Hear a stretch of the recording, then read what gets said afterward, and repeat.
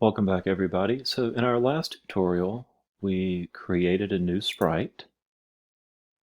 We went into our costume setting and we adjusted the costume of our shark so that it was smaller and grouped.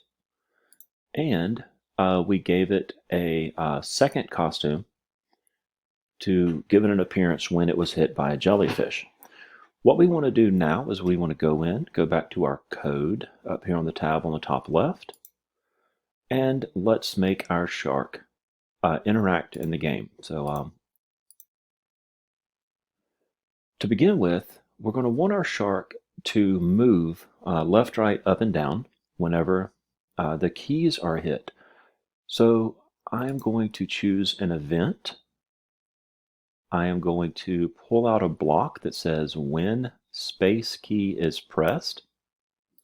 And I'm going to duplicate this 3 times, putting him in the pattern of up, down, left, right. And I find this easy to help me keep my coding organized. From here, I'm going to put the top arrow at the top, the bottom arrow at the bottom, the left arrow on the left, and the right arrow on the right. Now I'm going to go back into my code and find the motion section. Thinking about my coordinate planes, whenever I push the up arrow, I want the y value to increase. And when I push the down arrow, I want the y value to decrease. So I'm going to move a change y by and a change y by to the up and down. And for my down, I want it to go a negative number. So I have it set now. When I start the game and I press the up button, my shark goes up. When I press the down button, my shark goes down. Let's change our x-axis values now.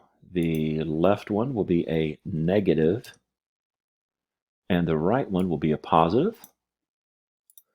And now, hitting the right button, it moves right. Up button, it moves up. Left button, left. And down button, down. But in terms of playing the game, this motion is very jerky. It's not moving very much per push. So let's make these numbers bigger. Maybe 25. See if we can smooth this out some. All right, let's test that. Oh yeah, that feels a lot better there. So every time we press it now, the shark moves more, which helps us have better control of the shark in our game. In the next video, we are going to animate the shark to start the game, and we're going to change our background to give it an underwater feel.